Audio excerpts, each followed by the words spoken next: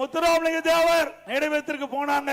அங்க போகும்போது அனைத்து இந்திய அண்ணா திராவிட முன்னேற்ற கழக அடிப்படை உறுப்பினர் நீக்கப்பட்டவரோடு எந்த தொடர்பு வைத்துக் கொள்ளக்கூடாது என்று பொதுக்குழுவில் நிறைவேற்றப்பட்டு தீர்மானிக்கப்பட்டிருக்கிறது. அப்படி பொதுக்குழுவால் அடிப்படை உறுப்பினர் நீக்கப்பட்டவர்கள் அவரோடு எந்த உறுப்பினரும் எந்த கட்சி நிர்வாகிகளும் தொண்டரும் அவளோடு தொடர்பு வைத்துக் கொள்ளக்கூடாது என்று பொதுக்குழு தீர்மானம் நிறைவேற்றப்பட்டிருக்கிறது. அப்படி இருக்கின்ற பொழுது அந்த பொதுக்குழு தீர்மானத்திற்கு எதிராக அவர் நீக்கப்பட்டவரோடு நினைவிடத்துக்கு செல்கிறார். பிறகு வேறு என்ன செய்ய முடியும்? தலைமை கழக மூத்த நிர்வாகிகள் அழைத்து பேசி அவர் இனி இந்த இயக்கத்தில் தொடர்வதற்கு லாயக்கற்றவர். அதனால அவர் அடிப்படை உறுப்பினர் நீக்கி இருக்கிறோம். ஏதோ எடுத்தோம் கவைத்தோம் அல்ல.